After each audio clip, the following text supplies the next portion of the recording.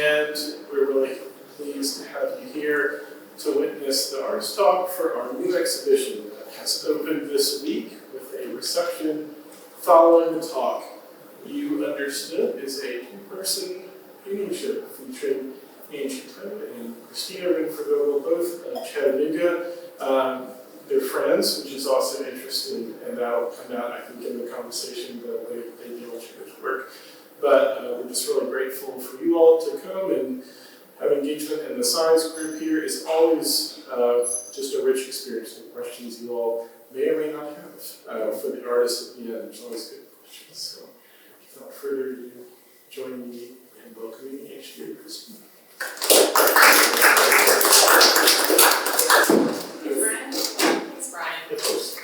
It's just wonderful being in a space where everything feels so welcome and have friends that are here to support us. So thank you all for coming out today. And we both agree that if you have questions, you don't have to wait until the end. You can just, Yeah, we can just let them have a conversation.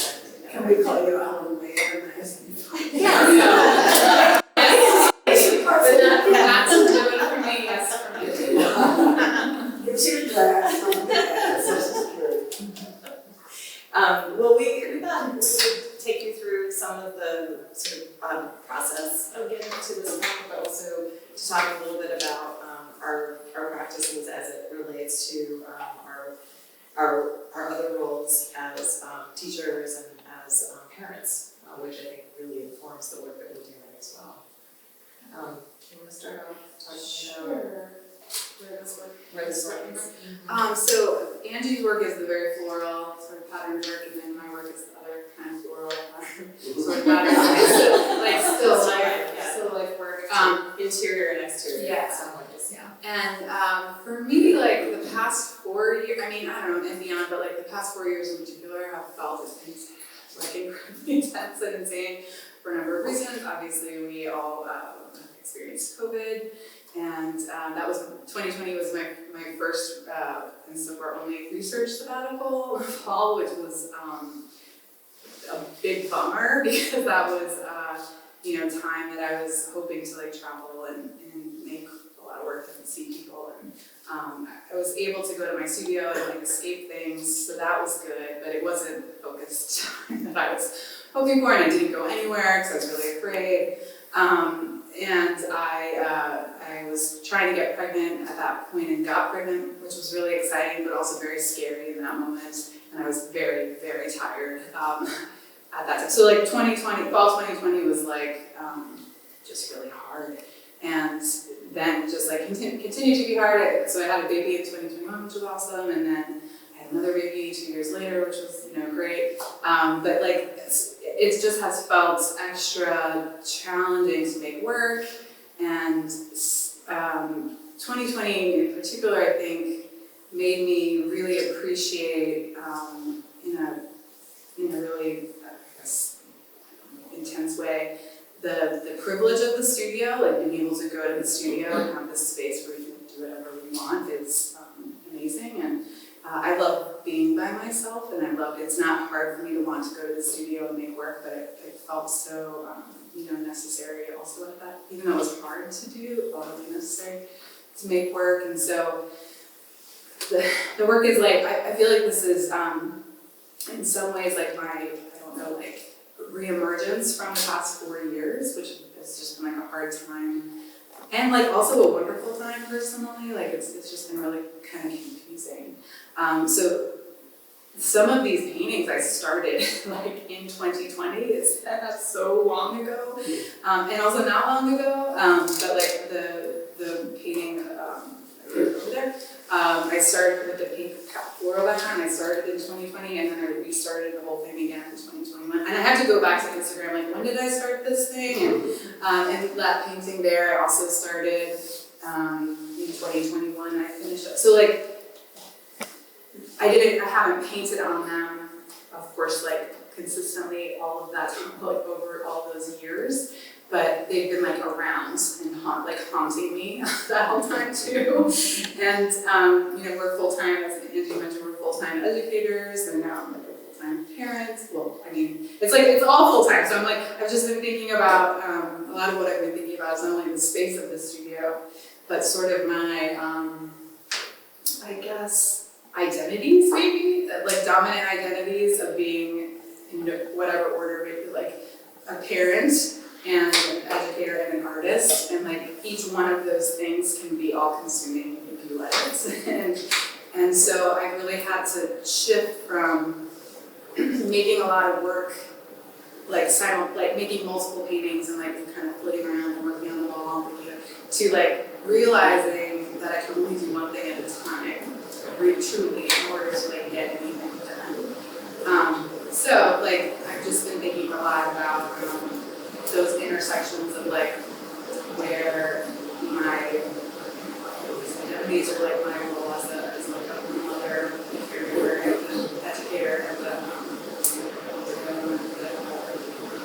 artist. Like where did I see some overlap, and trying to like point to those moments of intersection.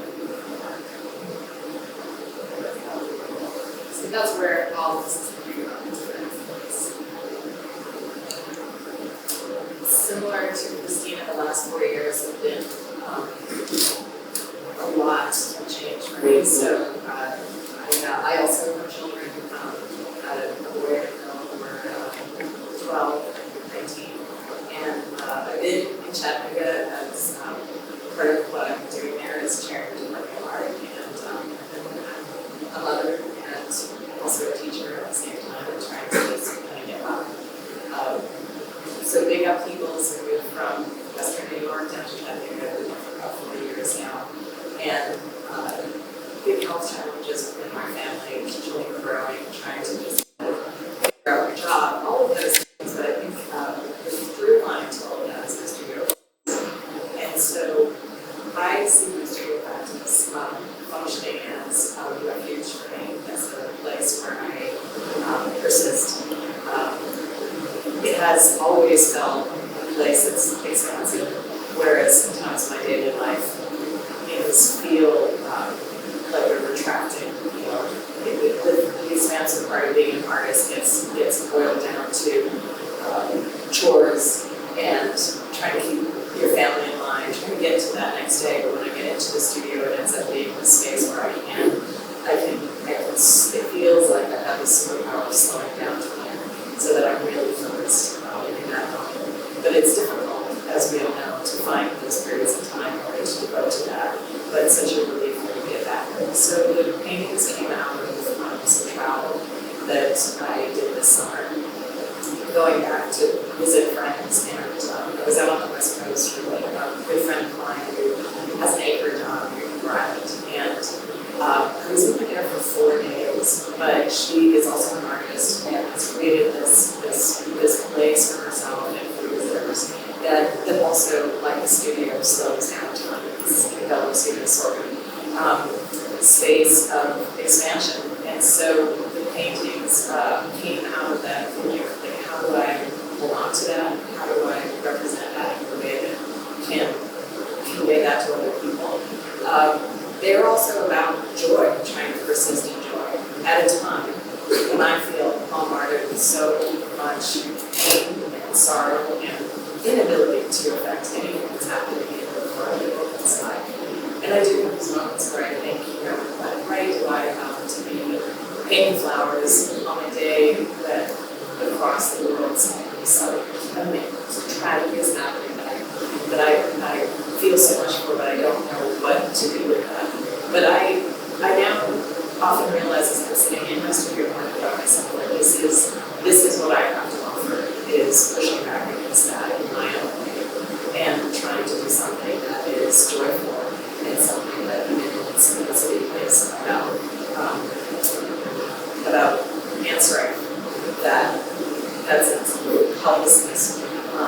And as an artist, really trying to use the space of the studio as I can understand in that quietness. But you know, we have this guest up front who came in and said, you know, coming into the gallery really inspired so much just happiness because of the brightness and the color. I love just the color. Example, I think Christina and I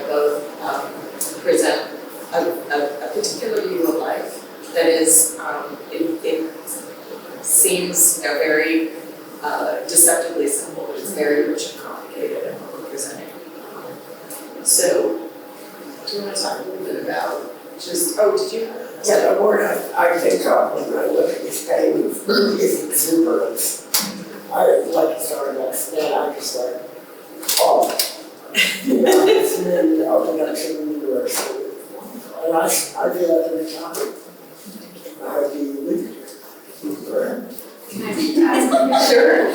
So I was, I didn't leave with this, but I've also been thinking about beauty for a while, and there are like flowers and I guess in the public around, but for a while I've been also painting flowers specifically,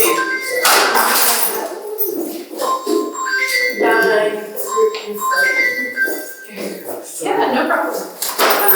Thinking about that subject as being like an overt symbol of beauty, and that as being like deliberately joyful, like willfully joyful in the face of all this personal and professional stuff that I felt like I wanted to respond to. And I also think that there has, for me, I graduated from grad school like 20 years ago, almost in the spring somehow. And it just never, no one said it exactly, but definitely nobody was encouraging beauty or they said it when I was in school. Yeah, Seriously. I just, as a student, I think like a student here, I was never, I've never been interested in making work at school, so that's good for me. But I was making figurative paintings, and that was not the cool thing to do when I was an undergraduate, and I always felt sort of oh gosh.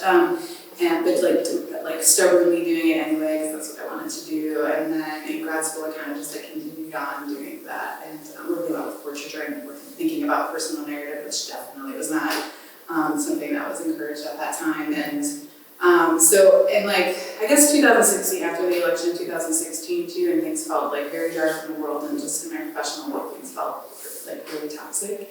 And I felt like I wanted to go to the studio and make paintings that were fucking beautiful and lush for and restorative for myself as a kind of balm to the world, and also sort of it just felt more than before, even though I've always sort of made the work I want to make. It felt like a really intentional, a deliberate decision in a way of this is the work I want to make, and I'm going to make it in a way that I don't think I've pinpointed before. And I don't know, that was really empowering. And I think I find myself in this space now as a middle-aged woman or a geriatric parent, that's what it's called. It's not all parent, whatever, it just is what it is. I'm teaching still lives, and none of these things are valued, or historically have been in our world or in society at large, and I think that is, there's because it's invisibility or something, there's there's power for me. It just feels powerful. It's I'm aware of that I'll just be sort of overlooked or maybe taken less seriously by some people. I'm aware of that, and I think work that is overtly joyful or beautiful or telling women's stories or whatever, addressing intimacy can also be just dismissed as being superficial, and I think I'm just aware of that and thinking about that all the time. That's super articulate. That I had a similar, and I think that's why Christina and I both work together. But there is this connection with our work, which is not it's happening. It's not intentional. Mm-hmm. We work in the same building, but we don't. We're not having that constant. Yeah, so we don't have constant, but we are. This is our second time showing together. It is, yeah. Well, and I think that because of our ages, at the time that we went through graduate school and undergraduate, there is a connection there, because I similarly, so my undergraduate was at a college in Canada, in Western Canada, and at the time, and I look back at that time, it's so precious to me, but I was taught by staunch postmodernists that, the word beauty, landscape, anything like that were really forbidden. And we were taught to, work in very different directions and think less about material and process and really more about theory.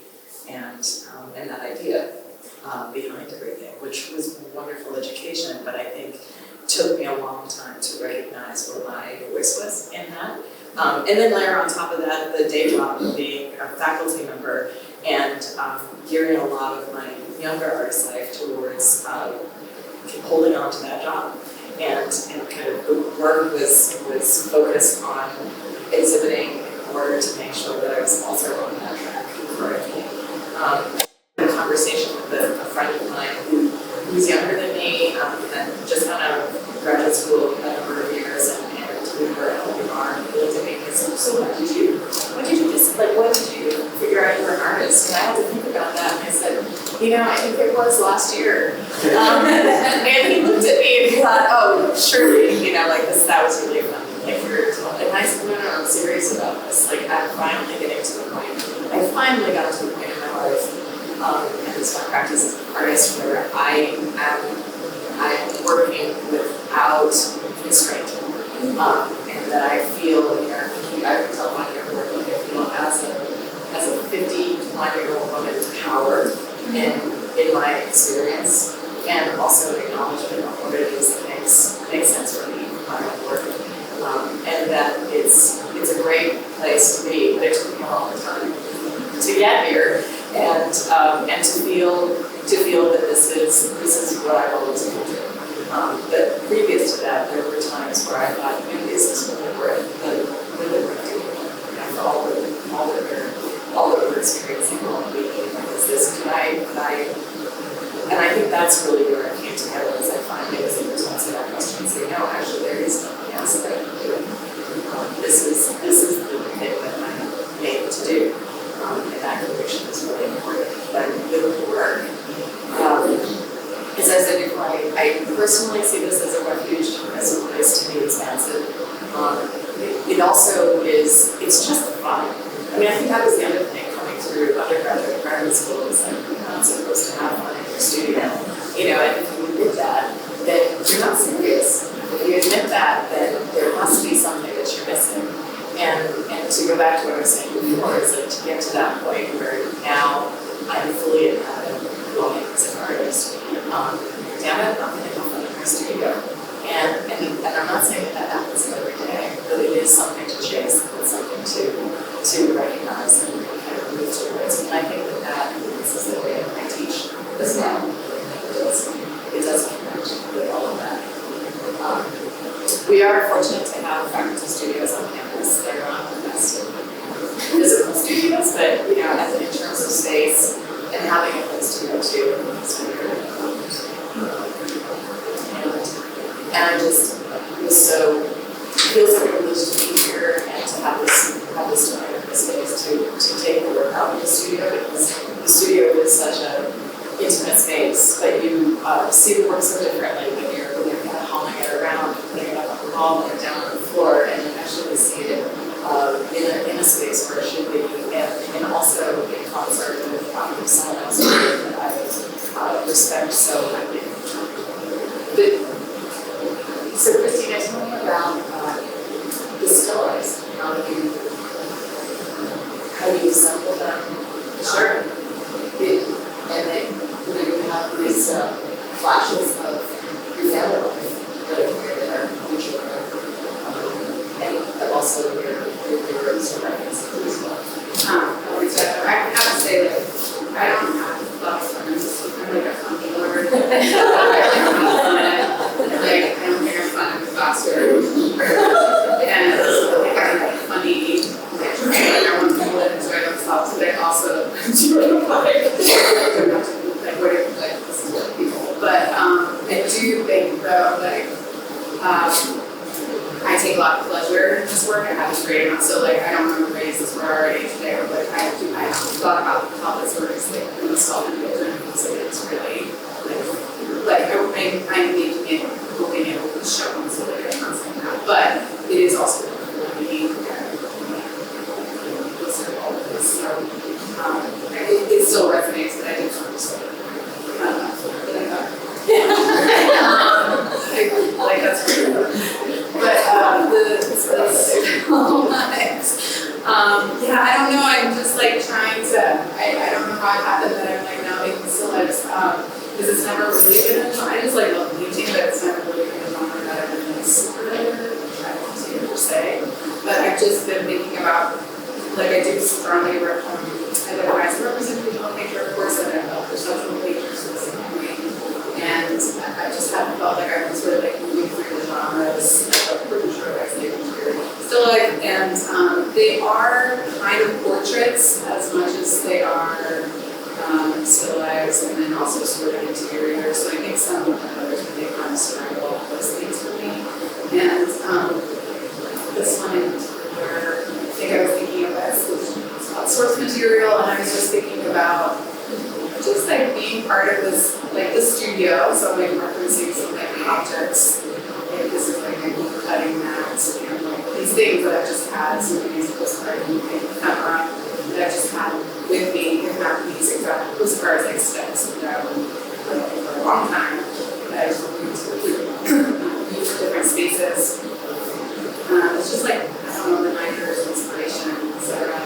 And just thinking about being, like, I'm not trying to do anything new. I'm like operating in like really well-trodden territory, and I've done that. And so I think I've just been trying to, I guess, point to that, like acknowledge that, and also just think about my place within this like continuum of painting and this history. So they're kind of like paintings about painting, but it's like inside baseball in a little bit of a way.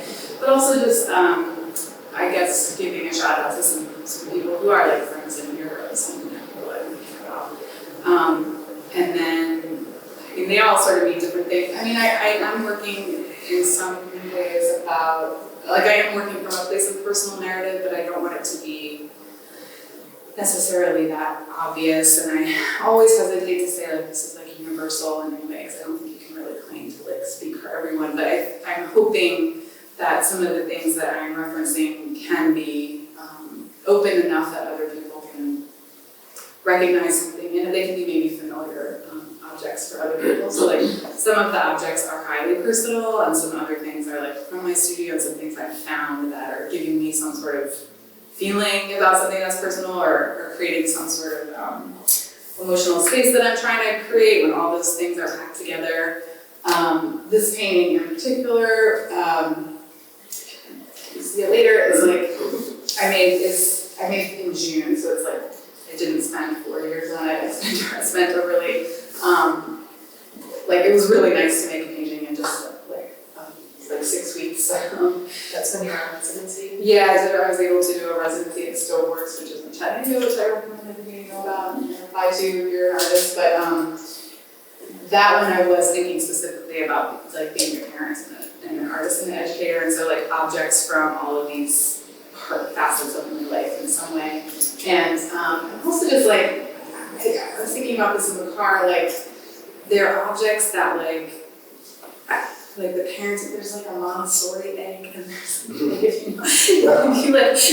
if you know, and then there's like a rainbow ball that's like, I've had a number of people be like, they love every rainbow ball. And it's just, I think, like speaks to like the parenting in this time that is so, I mean, I think it's probably always complicated, but it's like, by way of Instagram, like being influenced by Instagram, or like being marketed to as like, I don't know, a white lady of a certain socioeconomic class, wanting to present a kind of, I don't know, it's like, it's complicated. So like that is rattling around in there as well. But yeah, just some sort of things that are like, I think probably obviously personal. Like there's a drawing from my 3-year-old in there, and it's also just like a really, all my students are talking about traditional art. I don't know if that's something many educators come across. I think it's like a TikTok thing, but traditional art. But it is like within this very long story and tradition of still life painting at the same time. So yeah, I would really answer. I could say What about you? Where is the imagery coming from for you? I'm a gardener, so I'm outside a lot. I also walk through my neighborhood, and as I'm walking through the neighborhood, I'm always looking at what's growing. And a lot of the paintings are about the challenge of trying to represent the things that I'm seeing as I'm walking, but how to do it in a way that isn't as focused on the pictorial image, or the realism of it, but to pick up on that absorption of color and pattern and how to render that on this two-dimensional surface, which is hard to do, because how do you bring that, how do you make life there? But it also feels so powerful to be an artist and to be able to use that two-dimensional surface or three-dimensional space and create or recreate a world in some way. So that's where a lot of it starts. That fun that I'm talking about is also about playing the game, being in this game with the work and trying to figure out, okay, so if I make this move, how does it respond? And then how do I make that next move, and how does that respond?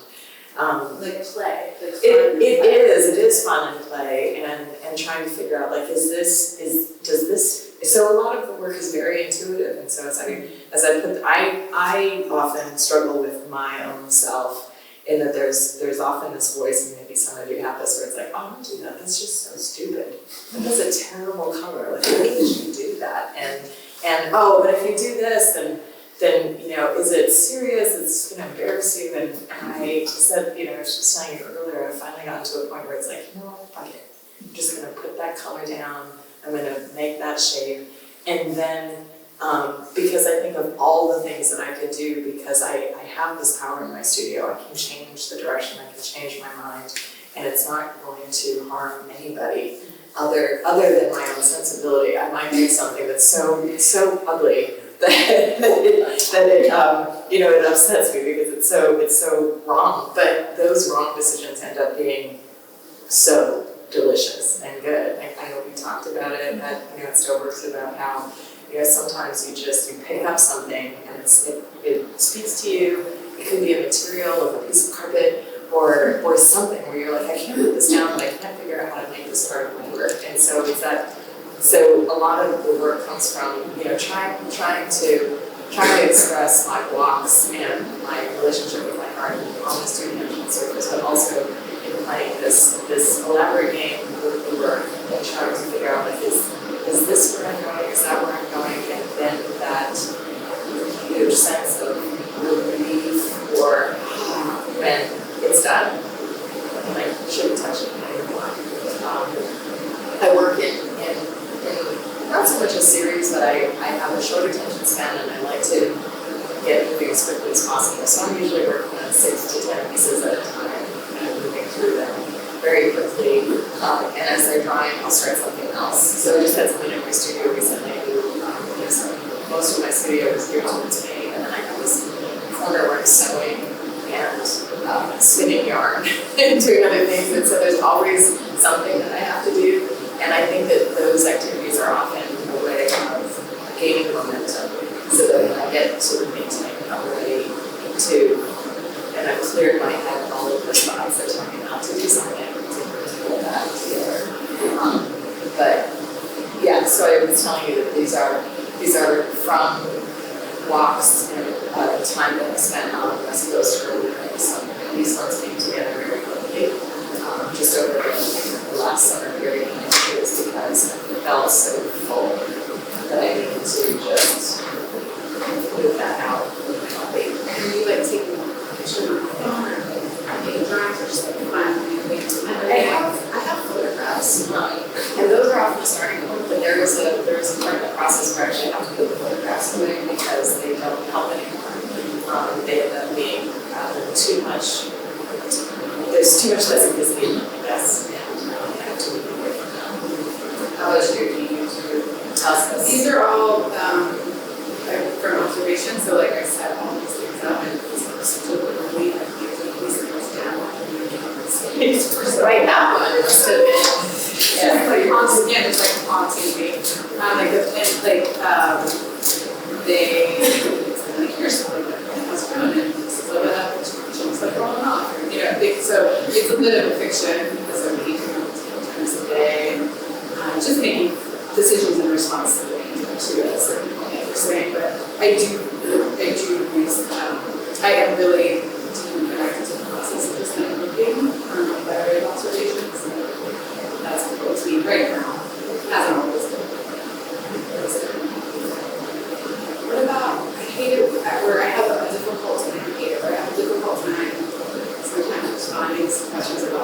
decision making, we'll get past you, but do you have strict color strategies that you use or ideas for specific paintings, because the colors feel, like surprising to me, especially the small ones, I was expecting to see that. Also, I was, a two-part question, were you thinking specifically about architecture for space? No. Well, I did in the sense that, we had some photographs from Brian. I had visited this space before, so I was aware that it was a chemical pattern and that it, in high contrast. But I wasn't thinking about it directly with the paintings as they were being made. I think that I always kind of kept in the back of my mind that this was a way, there was a possibility of kind of taking care of architecture. But I was really pleased when I brought up the things over the last week and saw that they make more sense than I expected. And I love those kinds of, lack of a better term, like happy accidents, that happen. The color starts, so since I'm working from memory, but also from photographs, the color initially starts with the sort of native color of the flowers, the landscape I'm looking at. But as I get deeper into the process of painting and further away from the photographs, then the choices are much more intuitive and they are more about trying to create some sort of space.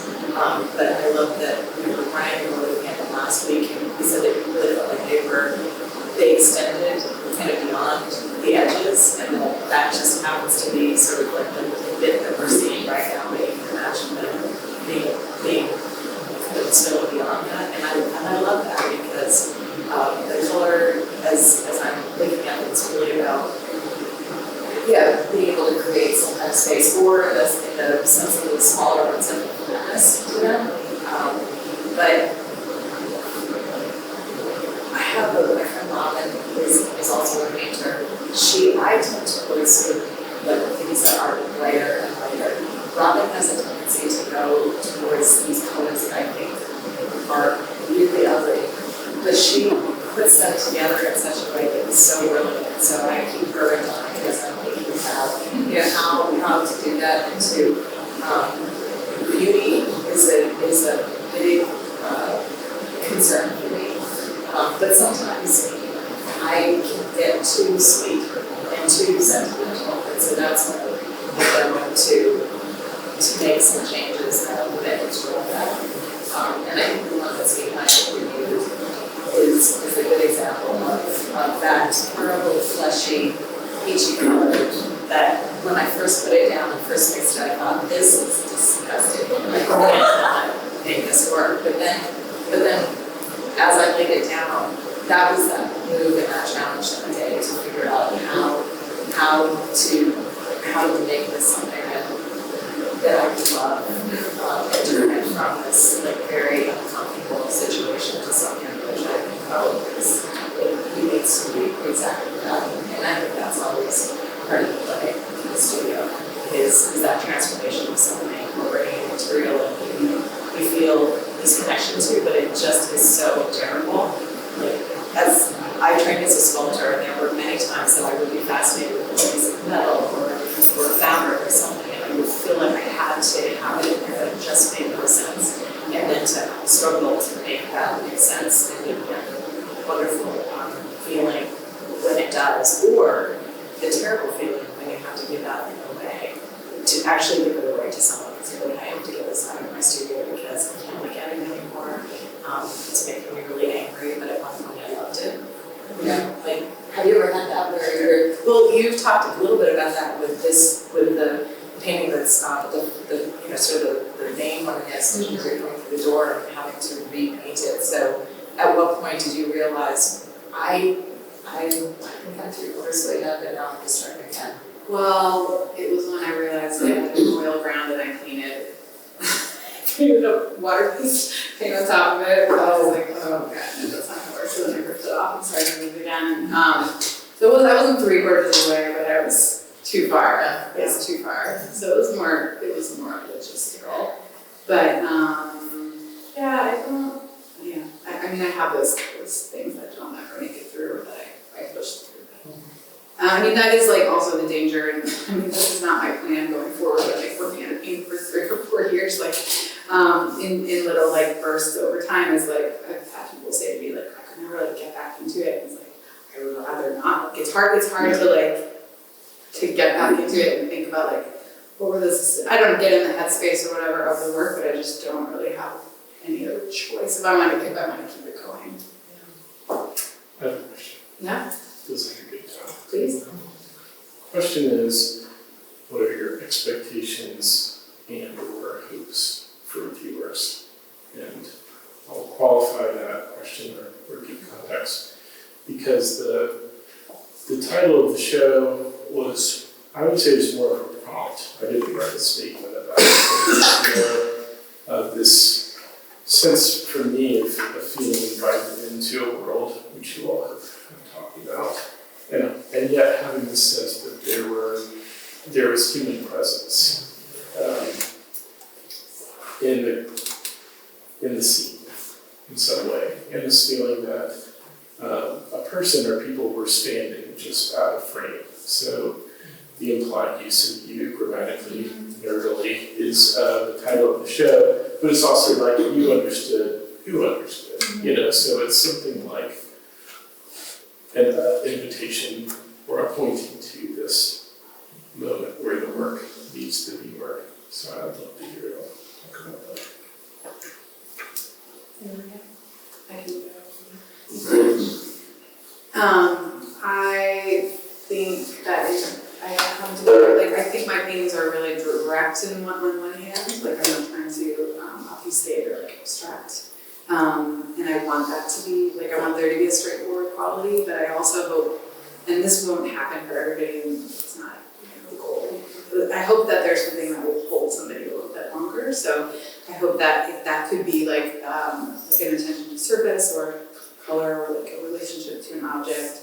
But the goal, I guess, is just broadly to tap into something that will make someone stay and ask questions, or maybe hopefully know that that I'm deliberate with my choices. I don't know if that's what it means.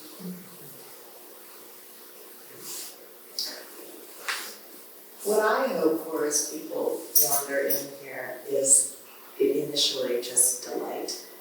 As you walk into the room, and this feeling of delight and surprise initially, but then it pulls you in, so that as you're looking through the exhibition, you start to pick up, especially with Christina's, like all of the details and the parts that bring you, that pull you in from that initial delight, and continue to fill you with some sense of lightness, at least for my own paintings, like this lightness, so that if you did bring your day with you into the gallery, that there's a moment where you can let that go a little bit, but also examine that, like what is it that does make part of your day so heavy, or whatever is in your mind, and how can just viewing art paintings for a short period of time, or a longer period of time, help to alleviate that in some way, or at least to reframe, where you may be at this particular point in your day, but that there is layers of color and meaning, and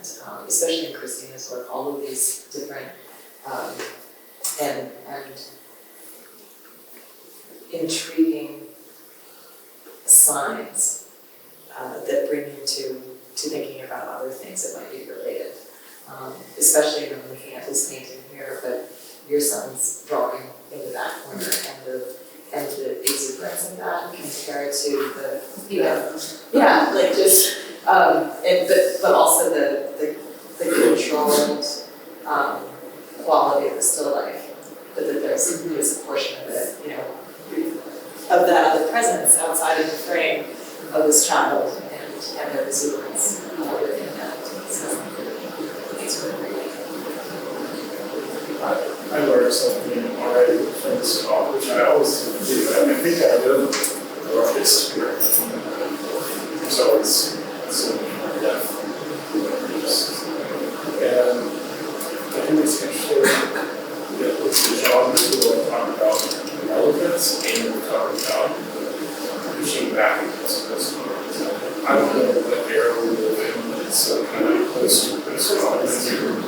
And I feel like coming out of that sort of aggressive engagement that was present in that time, I feel like you all are often an answer, which is like dealing with coherent thought I've had about college is that there's passions, there's ability, there's working around it.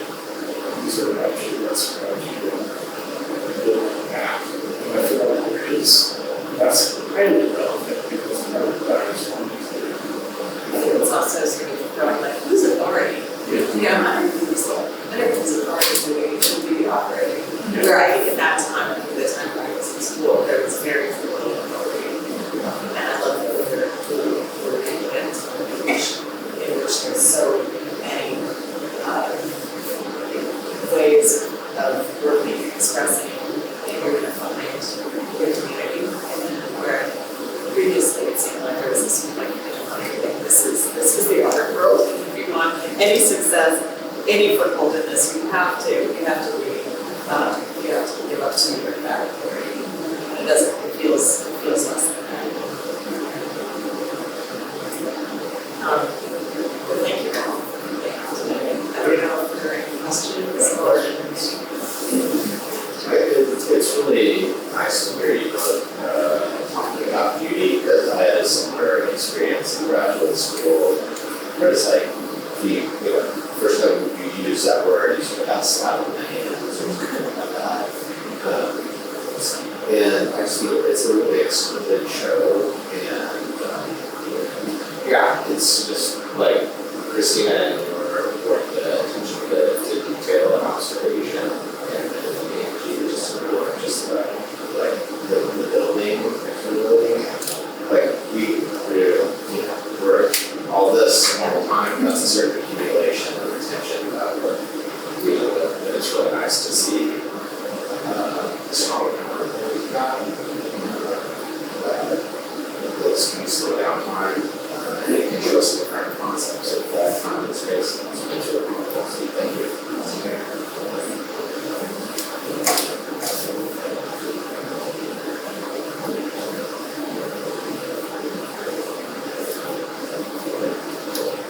I'm interested, trying to enjoy my work. I feel like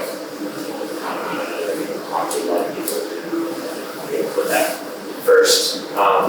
And so I was wondering sort of do you have a conversation between that joy and then also like discipline and rigor, and do you think the two are compatible? And basically I'm just asking this because as a young artist and also as a lot of like upcoming artists, I'm always wondering how do you balance the work ethic with also joy? Yeah, I mean, I think Christina talked a little bit about that in that, like, it's hard work. And also, as I was saying before, I mean, like, I realized that I can't do anything else. Where I think you could walk away from this and say, okay, I could do other things to occupy this time. I don't have to go to the studio, or I don't have to draw today, do that. You can walk away from it. But if you find that you can, and this is really what is important in terms of being able to make sense, communicate, then definitely keep going on hard practice. But it's fun in my studio, but it is hard work, and it also is rigorous. There's when I go into work there. I think part of the reason I go back to the studio is because I have so many questions that need to be answered, and they're generated by more work. The times that I felt dislocated are times when I don't go into the studio. I just happen to be someone that needs to be in the studio physically every day, even if I'm not working. So a lot of times my role as an administrator, the brain that I have to put on to be the department head is not compatible with being in the studio. But I am lucky to be within 5 minutes long of the studio, so I try to get in there as often as I can, even if it's just having lunch and sitting there with work. But it is an exercise, and it is a way of thinking that unfortunately sometimes takes me away from my family. And so Christina I've been in the studio nonstop for weeks now, trying to get this show up and juggling children, feel the pain away from them is part of that discipline in going back into the studio. But the reward is when a painting is coming together, and for me the color is right and I can't explain how that happens. There's no time of day where we're talking this afternoon, it's gonna happen. And it can be so elusive, and I think that's the other reason why I go back to the studio is because that joy for me is so addictive. And when I lose it, like when a painting is so much in trouble and it's just not there, I know what that feels like, and so I'm always looking towards trying to find that feeling. And I think that's how I'm able to bring together the discipline work and the joy that comes with it as well. Like I could answer your question for a long time, like I could do it so many different approaches, but there's been a lot of conversation I feel lately about like this idea of happiness versus contentment. And like you can't be happy all the time. Like you can't listen to a lot of parenting podcasts and stuff. Like you can't like you can't or whatever it's called now, but like, you can't the goal is always like, to make your child happy, but like you can't be happy all the time. Like the goal is contentment, and then there will be like moments of happiness, and happiness is like a state. And I feel like that is somehow related to what you're talking about, like the joy that you feel in the studio. Like I don't feel constant joy. No. I think I personally bristle, like, and when I was like personally not saying that like fun for me is difficult. It's not a criticism at all of you guys don't exploit that. But like I always because that's just not my vibe, but also I know that there are a lot of people who are like, oh, you just go to the studio and you express yourself. Like thinking about the chemistry professor who would ask me if I had any prep for my classes. Because there's just this idea that there isn't, it's not serious, it's not serious, it's not rooted in history and theory, and so it takes a lot of time and all this stuff. And I think this idea of joy and beauty, and that's all been, to me, I've definitely internalized this idea that, I mean, I've presented it now and like moved beyond it, but I internalize these ideas that like, that's not rigorous or intellectual, it's less than, and that's absurd. And I think ultimately, as you know, as you move beyond being a student and out into the world, like you have to make the work that you want to make first and foremost, because like what Angie is talking about, like there just isn't enough time, and like the idea also, it takes discipline and it takes a work ethic, or like you wouldn't get anything done, but like, yeah, the time that I was spending, and you were spending too, like prepping for classes and like getting my child ready for like new school, and like painting the paintings up until the end so that they're like wet on the way here, which is like a bad idea. Like that's not sustainable. Like that kind of like working around the clock, but also it for me has to happen in certain like moments, and then it like evens out. So I can't personally maintain that kind of like work ethic. I'll like go to the studio and make work every day. It's just not. I wouldn't have time for anything else in my life, and that's important to me. So so much I think is understanding like what are your kind of values and what's the most important thing. And I think part of that is like what work do you want to make, because if you won't then achieve moments of joy through the work if it's not fulfilling to you. I just wanted to say thank you for sharing your insights and your work with us. I want to congratulate you on a very successful show. Thank you. I am really appreciating the conversation you're having with each other, with your voices, but also the conversation the paintings are having together, but also the conversation they're having with the building, and then with the foliage outside of the building. Oh, I didn't even think about that. There's three separate conversations that the work is having. One with the building, one with each other, and then one with what's happening outside of the building. And it's a really beautiful thing to see. I haven't seen that level of conversation that's moved outside of the building the way your paintings have done. But I do have a question. Sorry.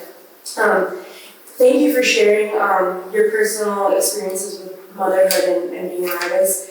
I wanted, and knowing that you're kind of in different places in your motherhood, the question I want to ask is, have you experienced as being a mother and an artist, any sort of negative reception from the art world or in general, like once you, because I know that it's changed, but there's always been the stigma of being, when you're a woman, being a mother and being an artist. I think for me it was internalized. It was less from the art world than from myself. Because, so I trained as a sculptor and for many years made large scale installations with lots of different materials, and then my son was born in 2005, and that dramatically changed time for me and my access to the time. I thought I was busy before I had my son, and then after that it just, everything collapsed down to half an hour, 45 minutes, or trading with my husband at the time, like for time, and he was an artist and he needed time as well.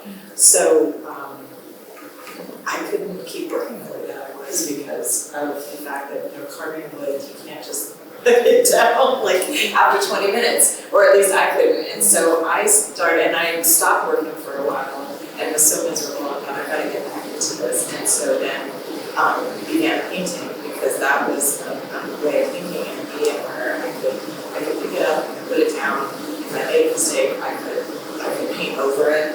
Whereas like with ceramic silk casting, you spent all this time making molds, you spent all this time doing this, and you're not gonna throw it away. So I went in a different direction.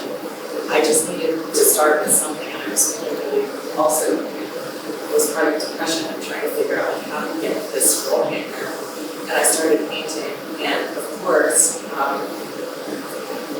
mother painting flowers in my evening time, the cliche couldn't have been bigger than but that, I realized over time, that was me, and all of the stuff that I had internalized. And that when I began showing the paintings, pretty much since that time, the reception I have is such a powerful story, which is, there's just so much to see there, and it's positive, and so I haven't gotten that look directly that I have brought into the art world because of my fears, and also the education that I went through, formal education,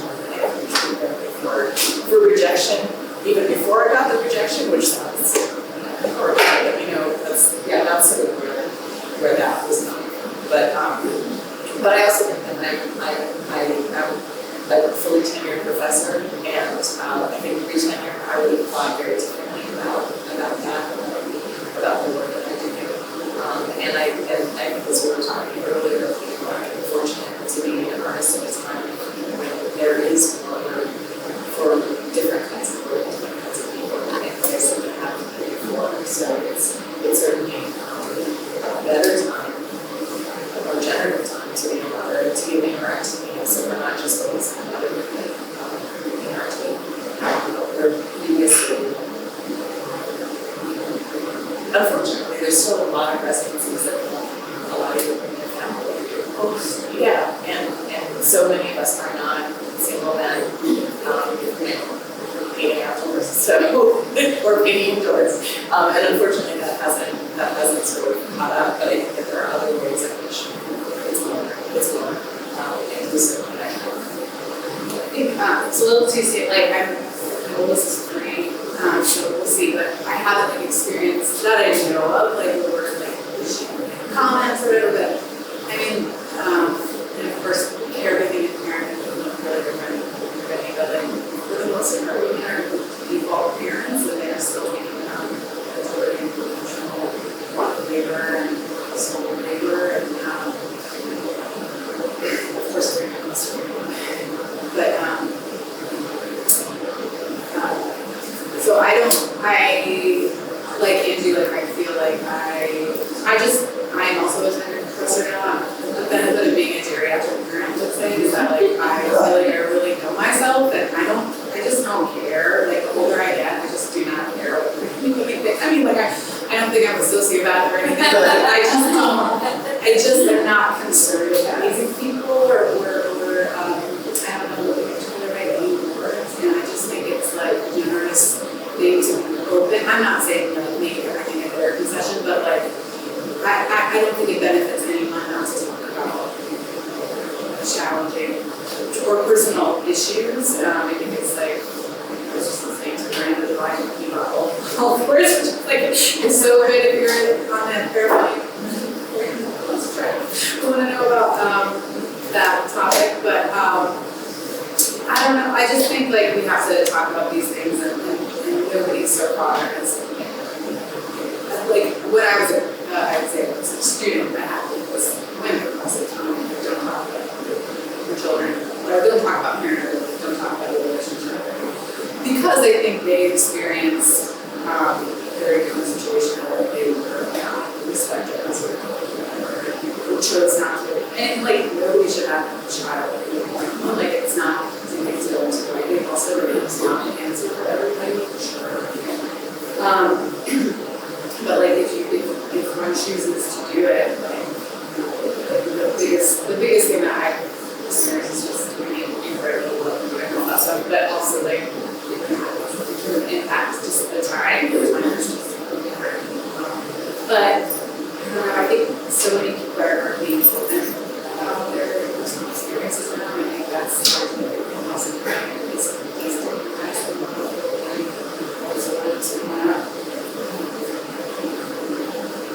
Thank you so much.